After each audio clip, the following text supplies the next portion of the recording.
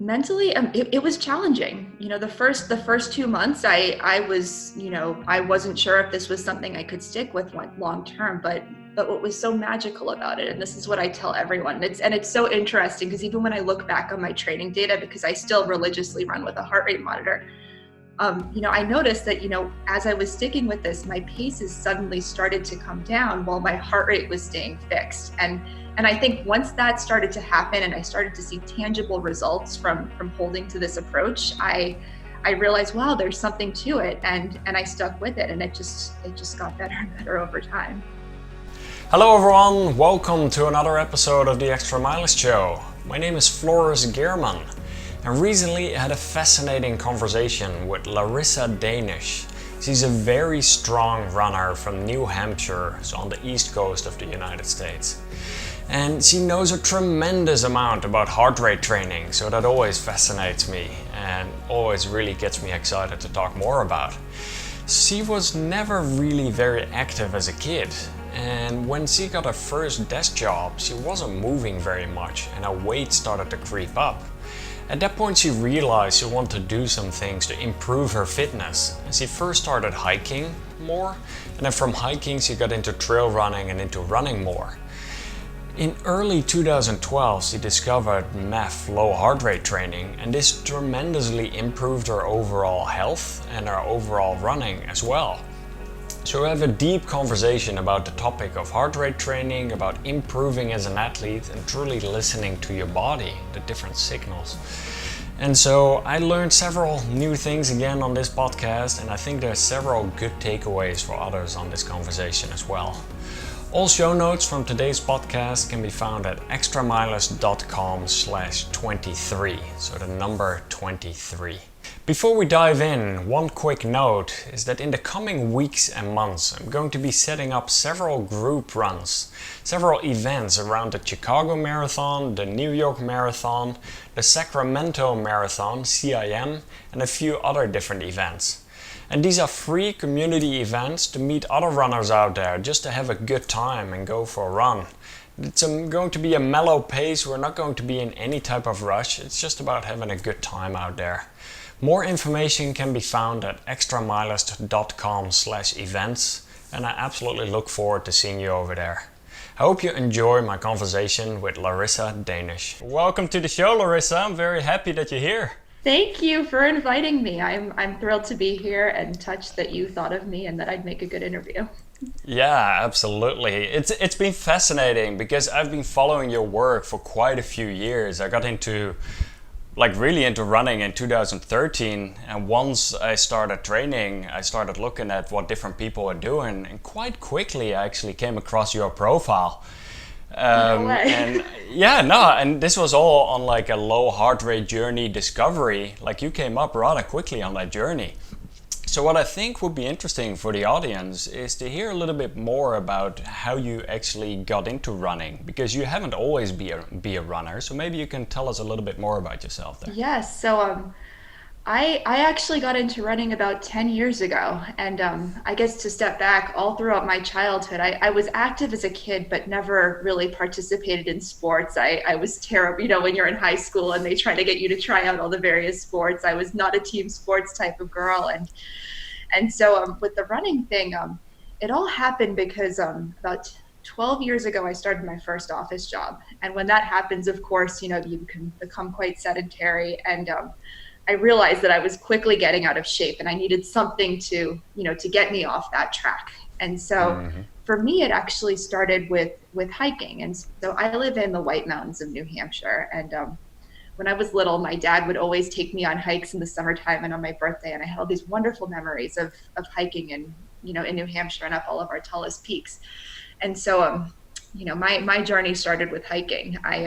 I decided to start hiking what we call the 48 4,000 footers of New Hampshire, it's a peak bagging list. And once I completed the photos look incredible that I've you. seen that you've shared from there. Your Instagram looks really nice. It's a beautiful place, and I'm grateful to live here. And so I started off with the hiking, and then I got really, really into it, and I got really into peak bagging. And eventually I started putting together these really long hiking days in the mountains. So I'd be out for like 20, 30 miles, and the transition to running was almost instinctive. So I realized that if I could jog the downhills, I could do more miles, or I could get done faster. And that's kind of how my journey with running started. And then as I started to gain fitness and to learn how to train, I realized that I could also run some of the uphills and flats, and from there it just kind of took off. And so Wow. I met some people who were into ultra running. They told me about this race, the Vermont 100, and they're like, you should come, and you can help pace. You can go with a runner for 30 miles at the end. And I'm like, my goodness, I've never run 30 miles. I can't possibly do that. And I was like, but for me, it's like I'm someone who always, I always like to try things. It's like, you never know until you test it out, right? So I went and I paced at the Vermont 100, and it was one of those turning points in my life. Just going there, running through the dark with these little glow sticks to lead the way. I was hooked, and from there I knew that I wanted to do this thing called ultra running, and I signed up for the Vermont 100K, and from there I ended up racing quite a bit for a few years.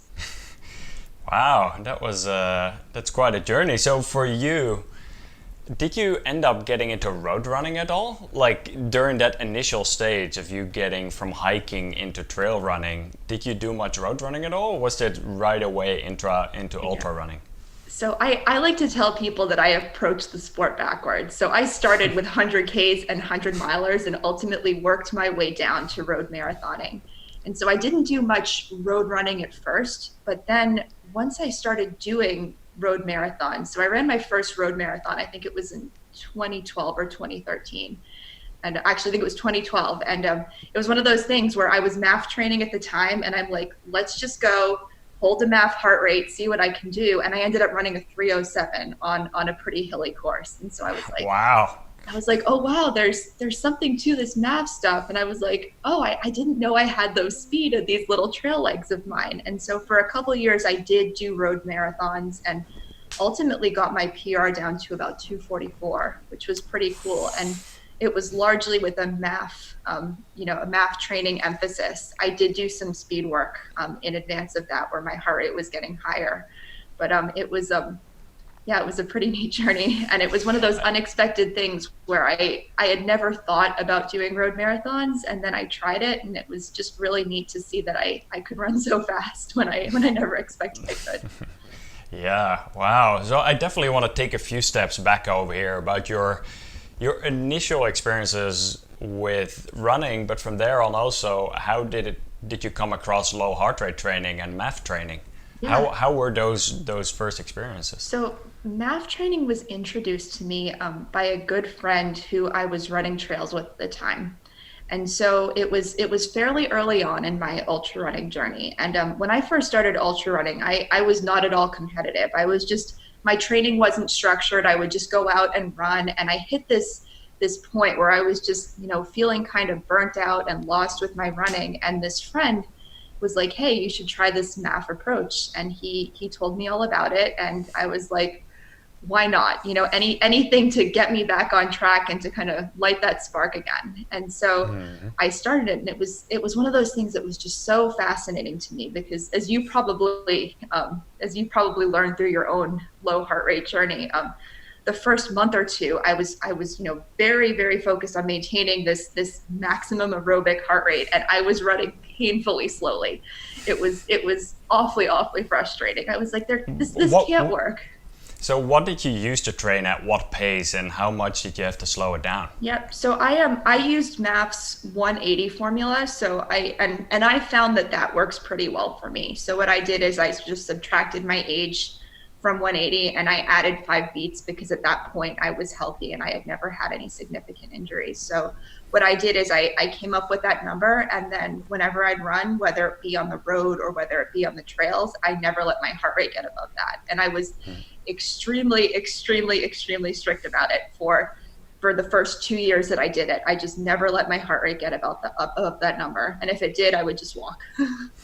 How much did you have to slow down your pace? Was that like you had to go a minute per mile slower? Was it 2 minutes per mile? I would say at least a minute, maybe even more, especially on the uphills. How was that mentally for you to have to slow down that much?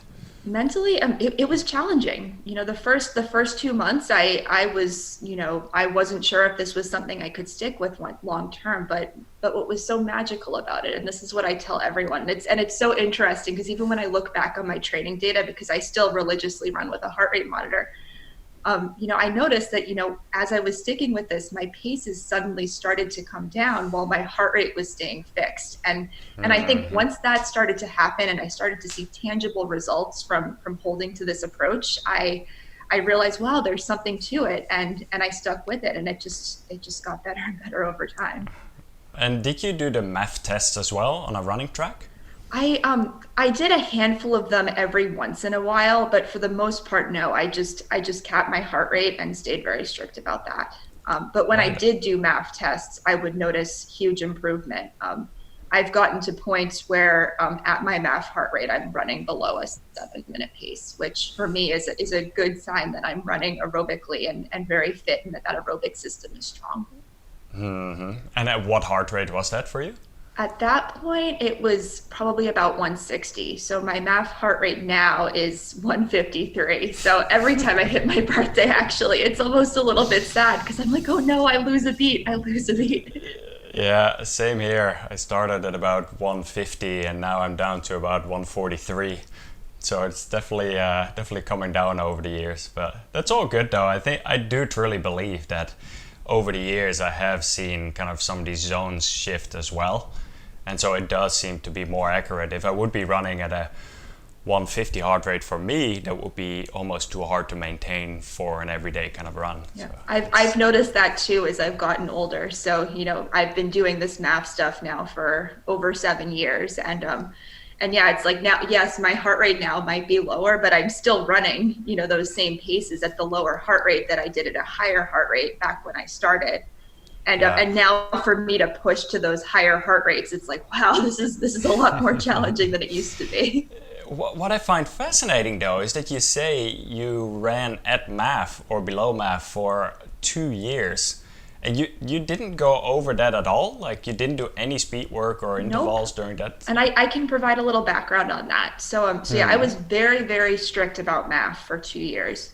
And then what happened is I got into the whole road marathoning thing. And so what I told myself is that, okay, if I can run a sub 3 marathon at my math pace, then maybe, hey, I should start to incorporate a little more speed work, potentially start working with a coach to see if, just some targeted structured speed can help me bring that PR down even more. And so it did, but yeah, I was very strict about it at first, but it was that whole marathoning thing and hitting that benchmark of running a sub 3 that got me to start incorporating a bit more speed work. Yeah, exactly. And so how do you go about, like, so after you have built that massive aerobic base, how do you go eventually about integrating some speed work in that? Yep. So initially, I started working with coaches because even when I was running, at doing my whole, just stick with math, I didn't have a whole lot of structure to my training. The only thing that I held constant was at any point in any of your runs, don't go above this heart rate. But I wasn't, like structuring my weekly training in any sort of way. I would just kind of go out and run and then do longer runs in the mountains on weekends. So what I did is I started working with coaches who had experience with, incorporating speed work into a training program.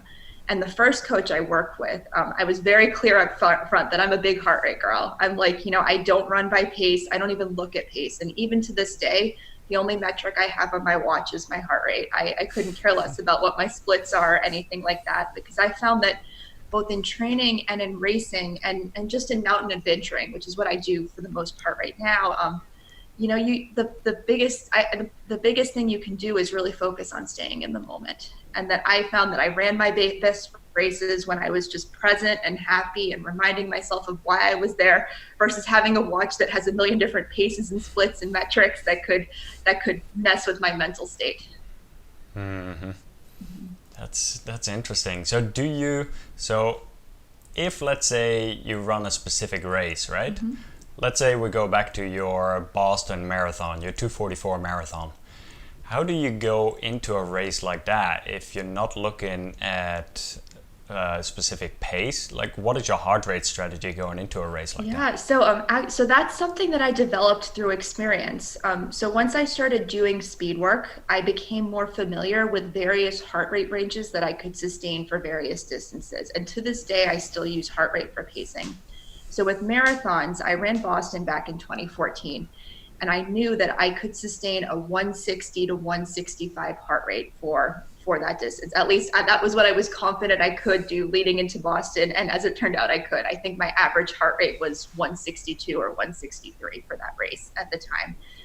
And so that was just Boston. But what I've done is I've been able to develop a strategy for, figuring out what heart rates I can sustain for other distances too. So I know what I can sustain for 50K, 50 miles, 100K, and 100 miles. And I found that as long as that's my primary focus, stick to these heart rates for these various distances, I can tend to have a pretty good race.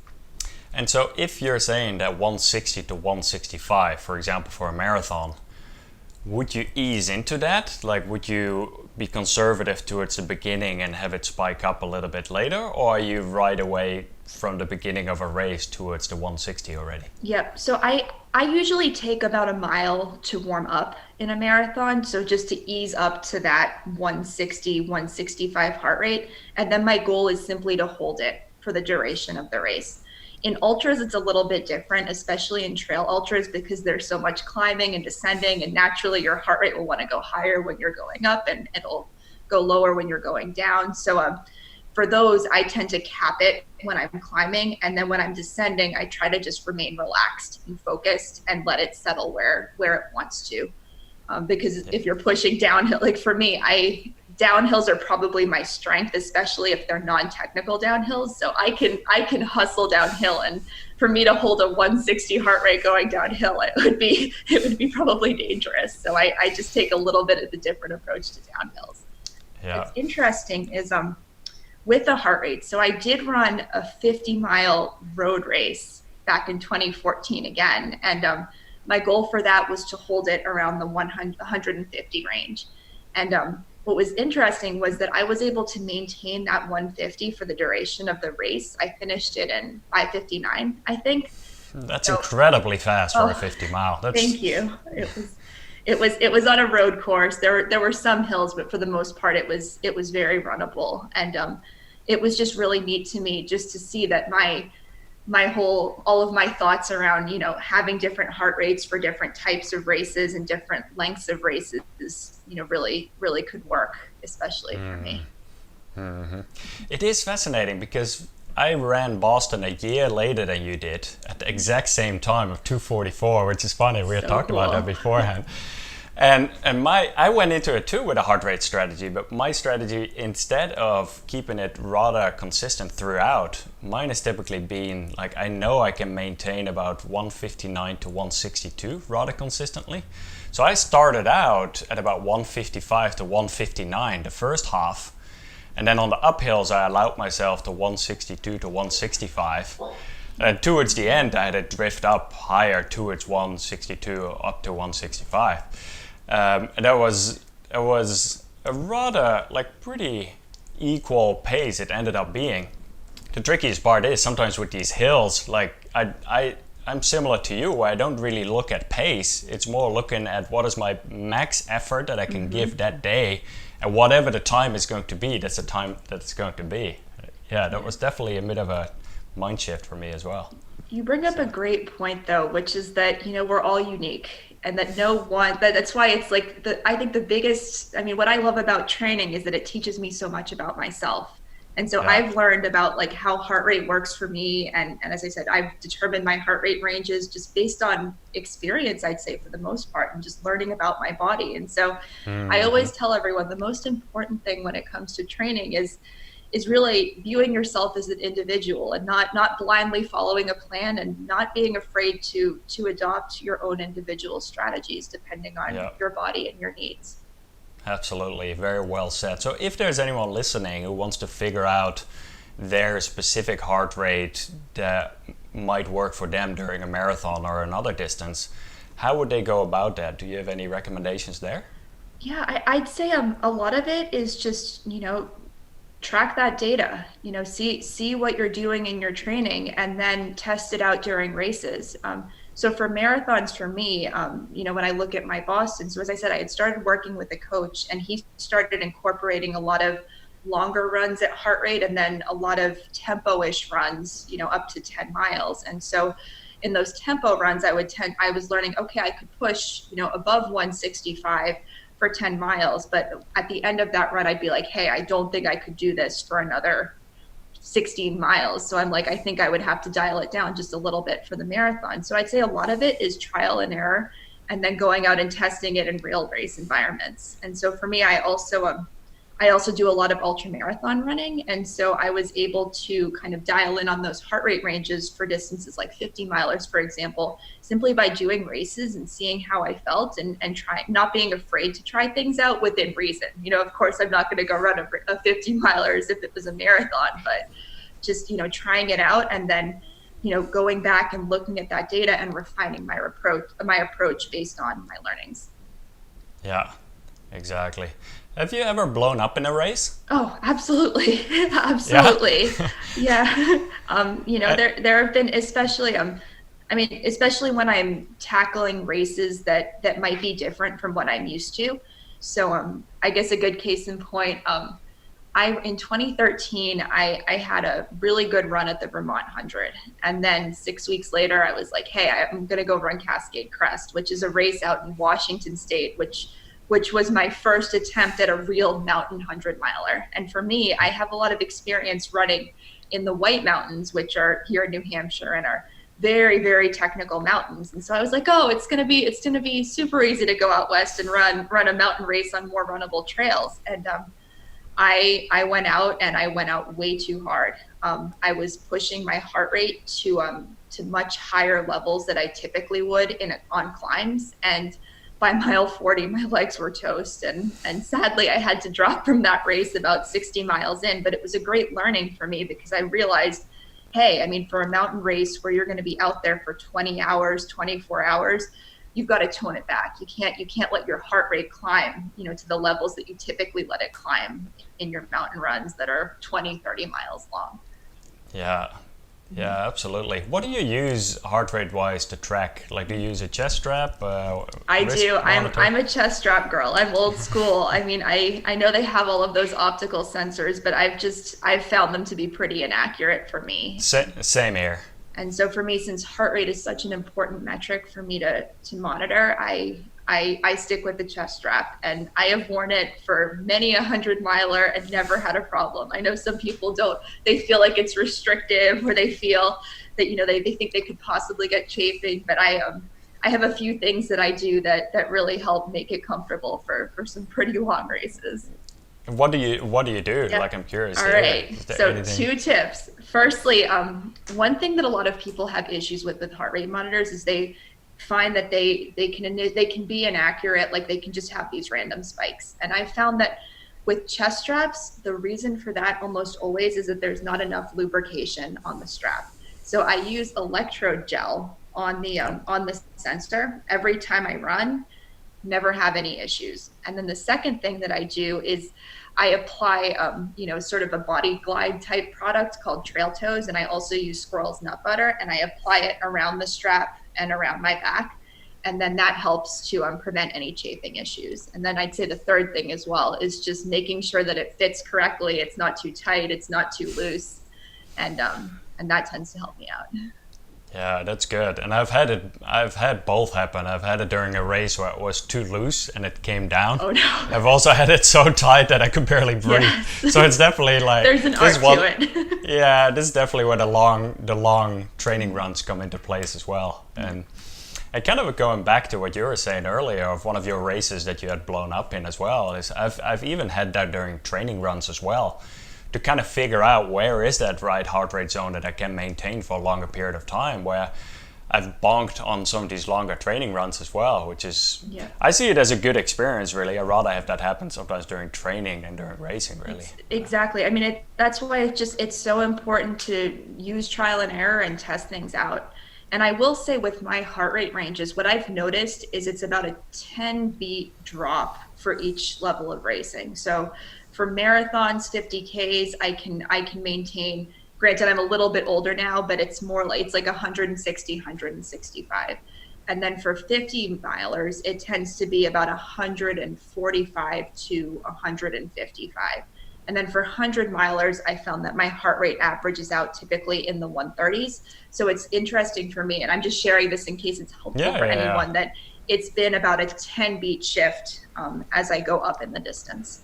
That is interesting. If you do you happen to know your max heart rate and resting heart rate? I've never had my max heart rate tested. I have a hunch that it's quite low because if I'm trying to push myself as hard as possible, it's pretty hard for me to get it much higher than the low 170s. So I think Yeah. genetically I have a pretty low max Yeah. heart rate. In terms of my resting heart rate, it's also pretty low. I don't track it religiously, but it's usually in the high 30s to low 40s.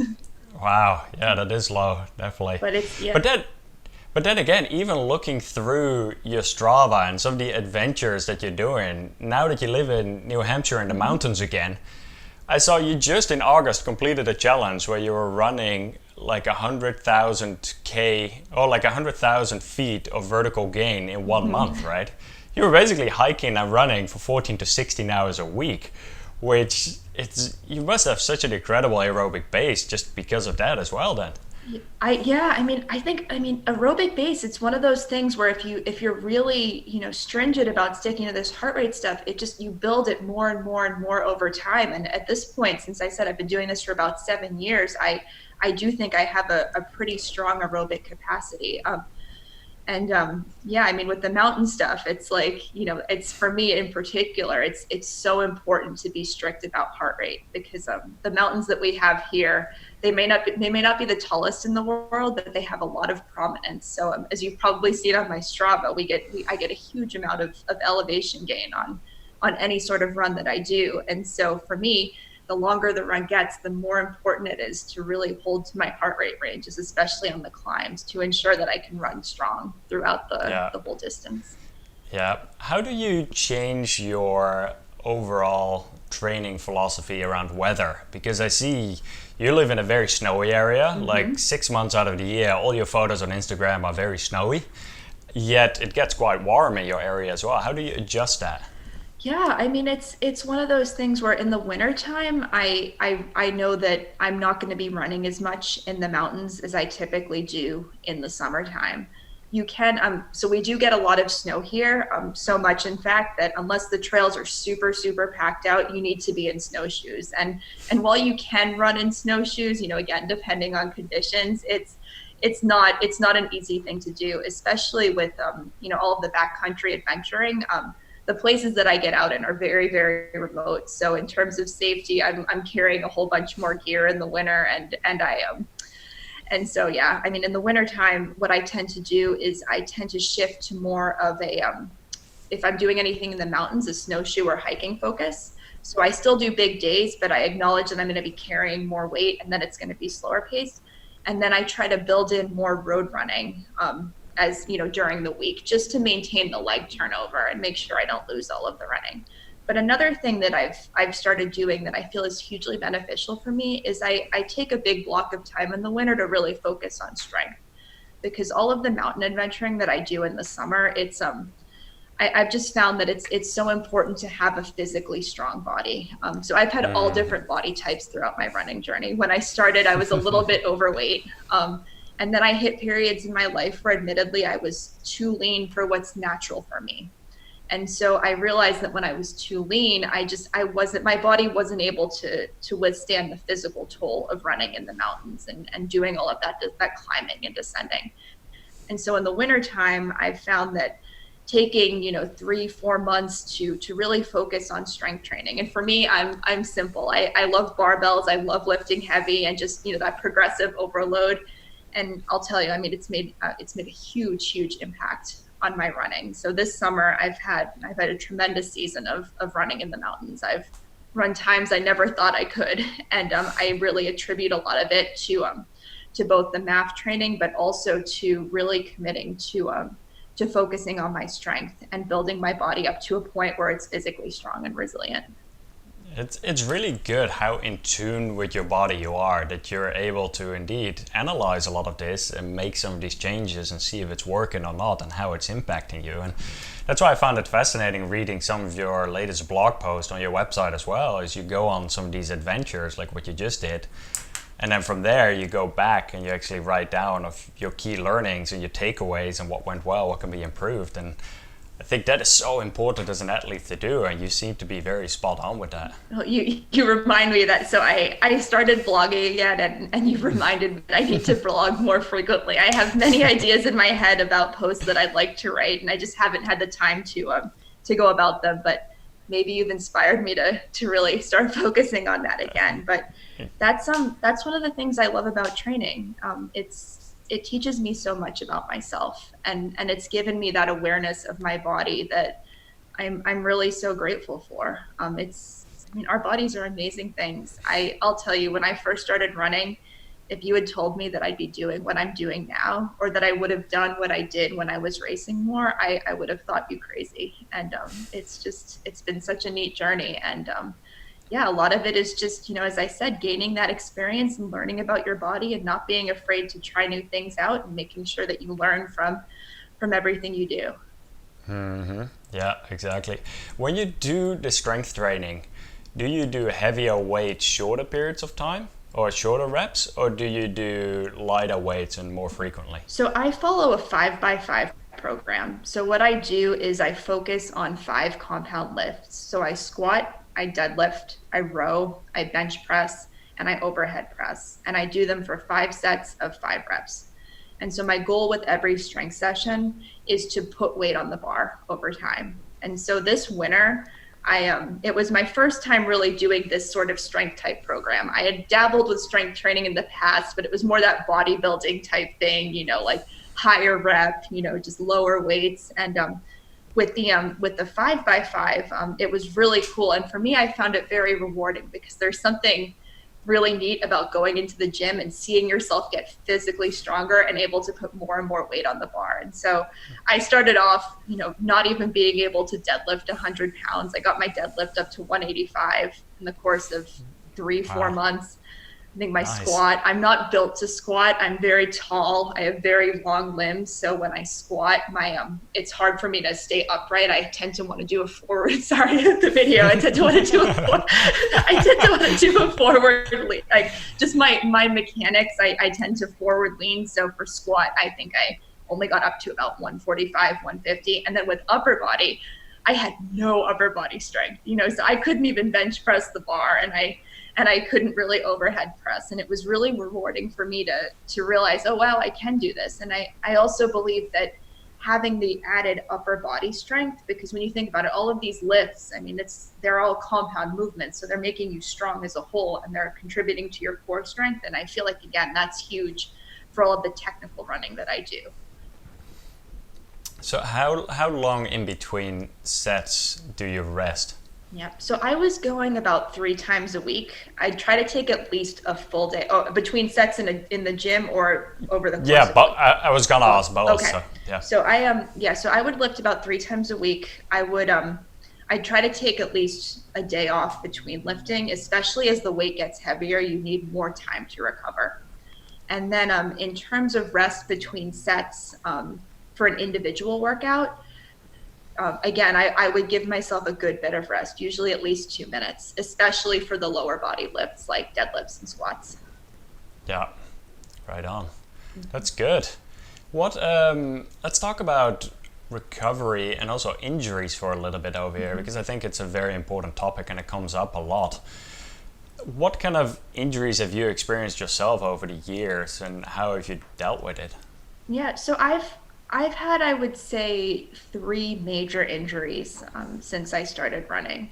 My first major injury was simply due to over racing and not resting enough. I was training mostly by math at the time. I was doing a lot of speed work. I had just moved to California, and I had really built up my miles. And so what happened to me was I ran that 50-mile race on the road, and then rather foolishly thought that I would be ready to run 100K at the 100K World Championships 3 weeks later. And it was a hard lesson to learn. I was not ready. And during that race, I ended up fracturing my fibula. So by Oh mile wow. 7 or 8, I had to stop. I had this weird pain in it ended up being my fibula. It felt like an ankle pain. And so that was a stress fracture that I had. It was my only bone injury, and it took a very long time for me to recover. I was out for almost 6 months. They had put me in a cast, and then I was in a boot, and I was able to cycle at the time. So I mean, it didn't take too long for me to get my fitness back, but that was a really good lesson for me to learn when it comes to overdoing it and over racing in particular, because when you're racing a lot and having success, it's really easy to think that, oh, I'm different. I can sustain more volume than everyone else, and it's very humbling to learn that the human body, it's got a breaking point, and we're not special. We all have our limitations. So that one was pretty tough for me. And then after I had that injury, since I was in a walking cast and a boot for so long, it ended up changing my walking pattern. So I ended up developing a really strange stride that transitioned into my running. So my gait just was a little bit off. And from there, what happened was I ended up developing a hamstring injury in that same leg because my gait was off. And so I was doing a faster run one day, and all of a sudden I had this searing pain in my hamstring. I had thought I had a pelvic stress fracture. It was so bad. I'll tell you, Oh that wow. injury felt more painful than it did when I broke my leg.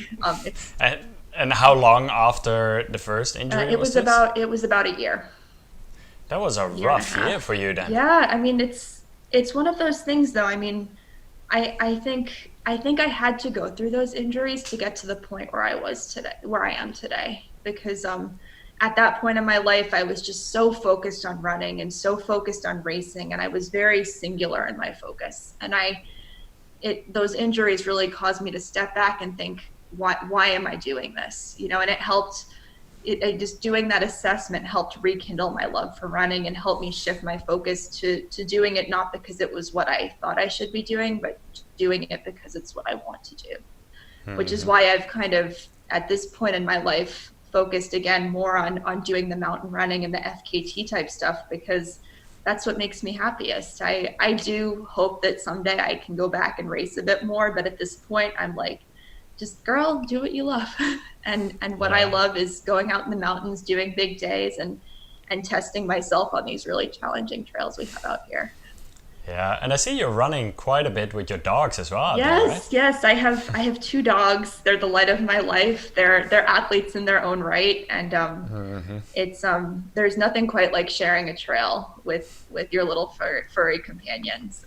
They bring me a lot of joy when I run. And so I have two dogs. One of them's a young gun. He's turning 2 on Halloween, and he is just so fit and so crazy, and he can run circles around me. I always tell everyone on the trail I'm just trying to keep up with him. And then I also have an older dog who's 9.5, and for me, it's so much fun seeing him out there and still being able to do what he loves. And I attribute a lot of it to the fact that, I mean, with my dogs, I think of them as if they're training too. It's like, you can't, if when you have dogs, you can't just assume that they're going to be able to go out and do what you do right away. So with my dogs, Yeah. I built them up very gradually into what they're doing, and now they're able to run just about anything that I do. And I'd say I take them on 95% of my runs. So if you go on my Strava, I see him in almost all of the photos. That's the yeah. awesome And part. so yeah, Yeah. but my dogs, like, if they had a Strava, it would pretty much be identical to mine. That'll be classic, creating a dog Strava for them. Yeah. Exactly. And then I just want to go back for a little bit because we talked about injuries, but then how about the actual injury prevention and recovery? Do you do, like, in what sort of way do you go about that? Yeah, and so for me, I think one of the biggest reasons that I got injured is because I didn't take recovery seriously for a really long time. I would do my runs, and then I would always just be go, go, go. So after my runs, I'd be out walking or out doing something, and I never actually gave my body time for dedicated rest.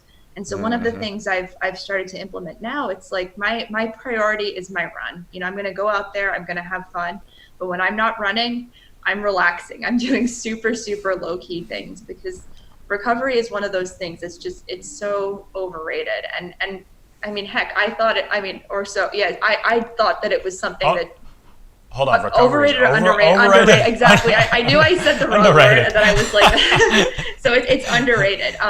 And so it was one of those things where yeah. I mean, I never took it seriously, and then it was and then when I started actually saying, hey, okay, you're going to prioritize your run, you're going to prioritize your recovery after your run. That's when I really just started to see huge progress, especially with my mountain running. Right now I'm training, I'd say 65 to 75 miles a week in the mountains on average. I was just off work for 6 weeks, so I had a really, really good training block with anywhere between 19 and 25,000 feet of climbing a How many week. And hours is that? about 13 to 16, depending on the routes I'm taking and depending on how much road running I'm doing, because I do try to do one run a week on flatter, faster terrain, just to keep the legs turning over a little bit more. But Yeah. I feel the reason I'm able to sustain that level of training is because I really prioritize recovery nowadays. Yeah. What tools do you use? Do you have foam rollers, ice baths, Epsom salt? Yeah, What is no, your in your arsenal? I don't do much. I used to be a foam rolling nut. I used to do that all the time, and you know what? I just stopped it one day and didn't notice any difference. So I don't foam roll. But I used to a lot. I'm not saying I think it's beneficial to many people. I've just found that for me, it doesn't make much difference. The things that I do that I think are pretty important, and I wouldn't call it recovery per se, but I just call it maintenance. I do a lot of single leg work. So every day I do, I'd say 50 to 100 single leg squats, just little partial ones to keep my balance intact. And I'm also really big into doing planks. So what I do is I pulse them throughout my day. I'll just drop down, I'll do like a 2-minute plank, and I'll try to do various I'll do like lateral legs to the side, or I'll lift my legs like that. And I found that that's just really good for keeping my core strong, especially with the type of running that I do that's very technical. But then aside, I guess from a recovery standpoint, I relax. I used to be really big into, I used to like do my run and then I go walk for many, many miles and just always be go, go, go. And now I'm cool with just keeping my day very, very mellow after I run. That's good. Have you noticed your body change over the last 7 years? Yes, it's changed a lot. So when I first started running, as I said, I was a little bit overweight. I'd been working in an office setting and had been pretty sedentary. And then as I got into running, I did lean out and lose weight. When I started running competitively, I would say I was probably maintaining a body type that was too lean for me. And another big eye-opening moment for me was, just taking a step back and saying, hey, okay, we're not going to focus on body type. We're going to focus on fueling your body for the activity level that you want Yeah. to do. And when I Yeah. started to do that, I did put on weight. I would say a lot of it's muscle, because for me, just naturally, I tend to be a woman who's tall and more muscular versus super, super lean. I'm not that typical runner stereotype. And so now I think it's settled down pretty nicely. I've maintained some of the muscle that I built up from all of the strength training that I do during the winter, and I'd say most people tell me I look strong. Well, that's good. Yeah. That will definitely be beneficial through any of your races, I'm sure. So, right on. How much? So we talked for a bit about recovery there. How much sleep are you getting per night? A lot. I Yeah. I'd say I sleep between 8 to 10 hours a night. Good. Yeah. Are you a morning owl or an evening? Yeah, so I am a morning girl now, which is interesting because I used to be a night owl, and I have several friends that are very early risers, and they encouraged me to try adjusting my sleep schedule, and it was one of those things where, like, okay, I'll try it for 30 days, and it's made a huge benefit. So I tend to wake up about 5 a.m. And I found that there's nothing better for me than just waking up, and I feel so productive, and just getting my run done first thing in the morning. It's when I feel best, and it's when the trails are quiet, and I love being out there in the early morning light. Such a good beginning of the day, Isn't right? it? When when It's the the sun comes best. up and you finish a run and it's 7 in the morning and the day is getting started and you've already done all that. Yeah, Oh, I know. You just feel so productive, and it starts your day off right. yeah, absolutely. Let's talk for a little bit about nutrition. What have you noticed works well for you in training and also in racing?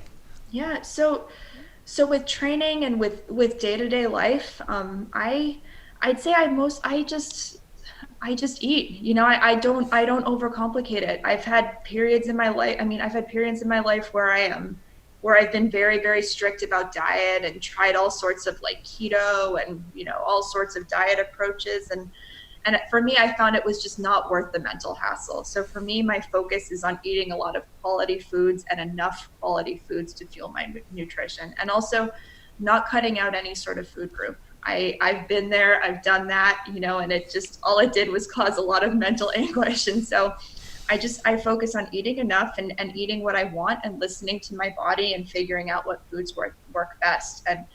And for me, I find that I still tend to gravitate mostly towards whole foods. I do well with a good bit of fat in my diet, so I eat, and I do well with some meat in my diet as well.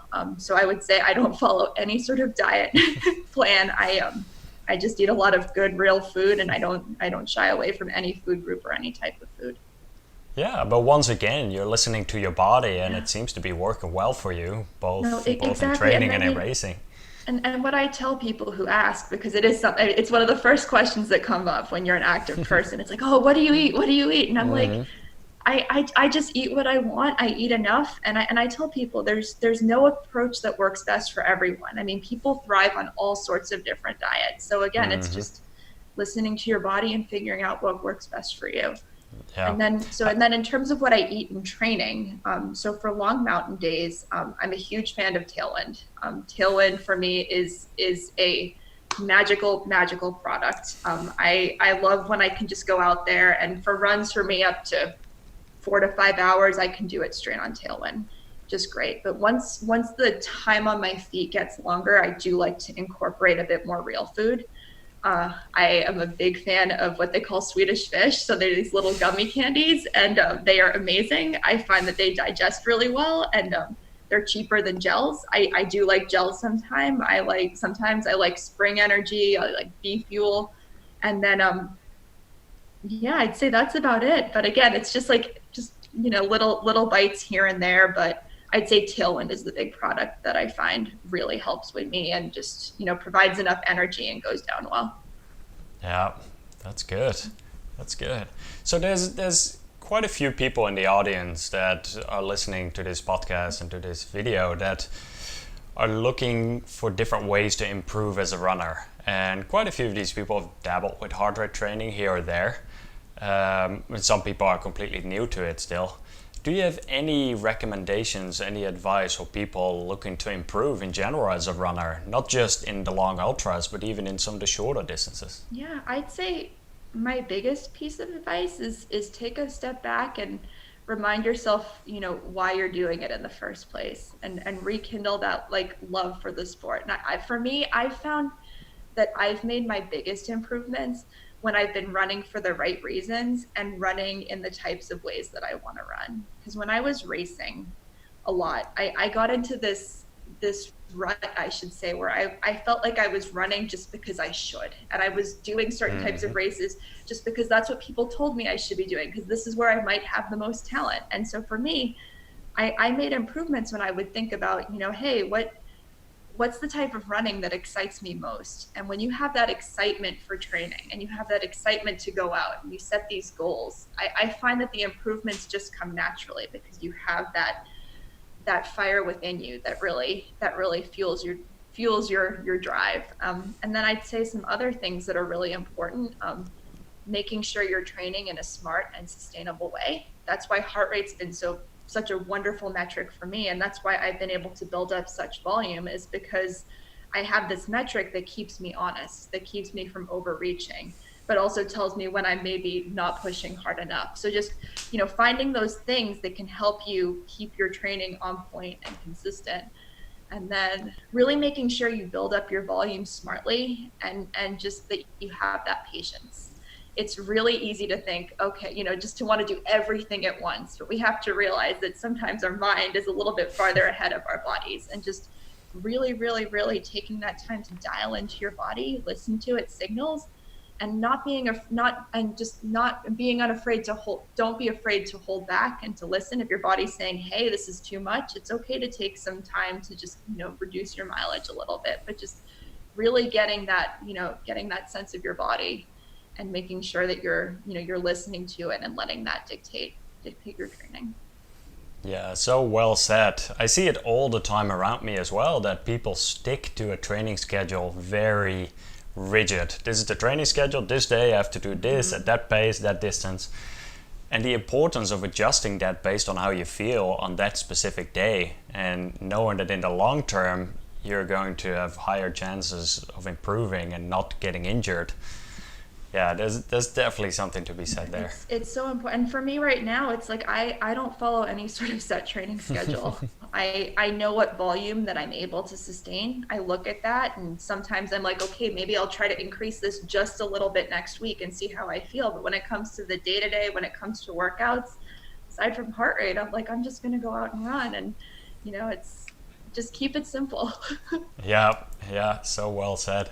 What are some of the running gear that you use? What are some of your shoes, your clothing, your any of the Yeah, tools that you so use? so with shoes, I mix it up. I'd say for mountain running, I really love Solomon shoes. I tend to run in their Sense Ride shoes.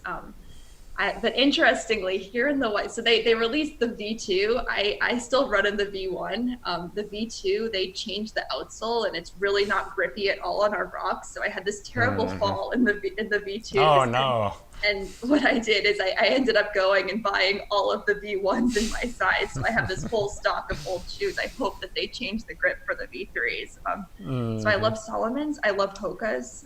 I tend to run in Hokas a lot on road, because I just feel like they provide that cushioning that really can help take off some of the road miles can be kind of hard on your body. And I like the Hokas for that. I wear ultras, I wear topos, so I wear lots of different types of shoes, and I find that mixing it up is pretty beneficial, and it's just nice. I mean, it's like I like all of them. In terms of gear, I like Ultimate Direction. I like Ultra Aspire for race vests, and for packs in the wintertime. I just like having the front pockets, which I find really nice. And then for clothing, I'm really big into this company called Ink and Burn. So they have these like very, very colorful printed, singlets and shorts. And for me, I don't know. I love being able to express myself through my clothing, and I love wearing really bright clothing when I run. So that's what I tend to Perfect. use. People can see you from a mile away. Oh That's yes, they good. can. I get comments all the time. I mean, we have all of these above tree line bridge lines, and you can just you stand out. You literally can see someone from miles away. Classic. That's funny. What are some of your upcoming, like you were saying, you're now just focusing more on being in the mountains and really having fun out there. Do you have any further goals out down the line, racing wise? Yeah, so my focus this summer has been on mountain running and chasing FKTs, where I can here in the Northeast. Longer term, it's been a goal for some time. My only dream is to go back to Western states. I ran the race in 2014. It was literally the best day of my life. I Well, you podiumed. You were Yeah, second it place was right well, there. it was one of those things where I went into that race, and I guess it's one of those days where you're out there, and everything unfolds in such a perfect manner, and you just have to savor it when that happens. And that's what happened for me. And to have it happen at that race, at that time in my life, it was really a very special moment. And something in my heart tells me that, like, if I'm ever able to go back there, I could potentially have another special day. So you never know, but Abs- that's the big goal. And so hopefully in the next year or two, if I'm fit enough, I'd love to give it a shot. the energy at at that race is so special. It is that Yeah. it's and that's I mean it's electric. I mean, you go out there and like there's such magic to that course, and it's not just it's like the course, but it's the people too. I mean, everything about that race, like I'd say the only race that I've done that's come close to that sort of energy and atmosphere is Boston. You know, Yeah. there's certain races, there's magic to them where there's like Yeah. you just have this environment and this atmosphere. This is Larisa Dannis from New Hampshire, finishing the Western States 100.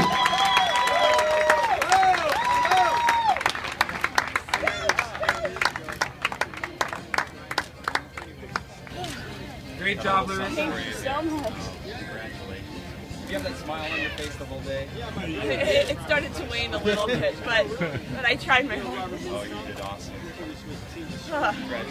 Thank you much. That charges you up, and just to be a part of it and to have experienced stuff like that, it's really special, and I'm grateful to have had those moments.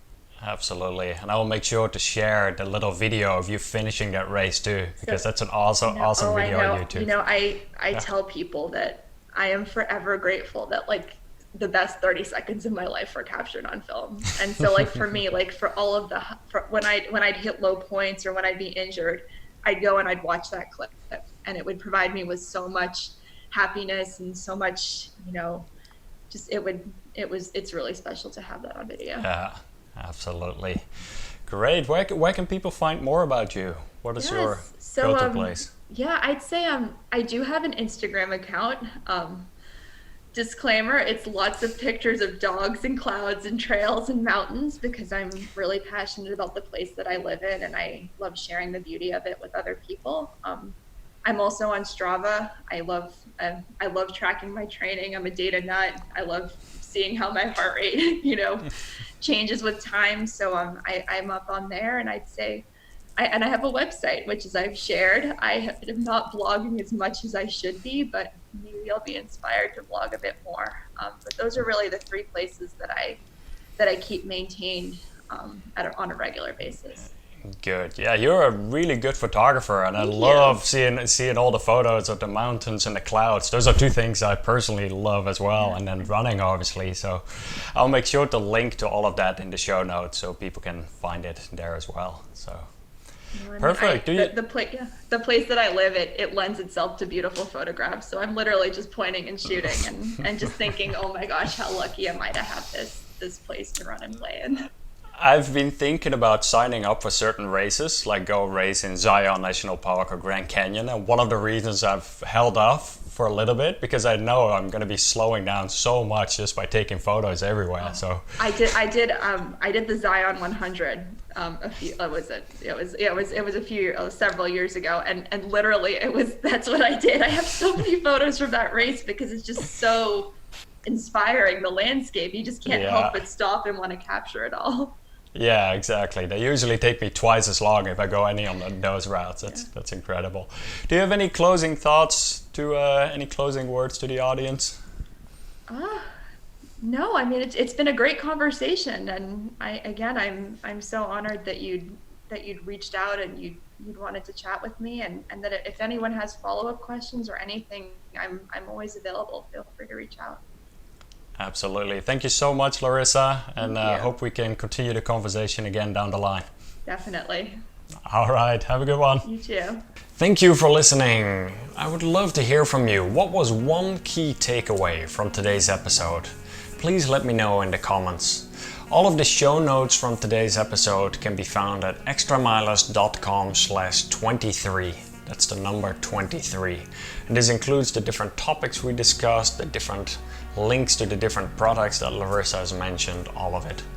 Also, a quick reminder that in the coming weeks and months, I'm going to be setting up several different events around the Chicago Marathon, the New York Marathon, CIM, Sacramento Marathon, and a few other different events.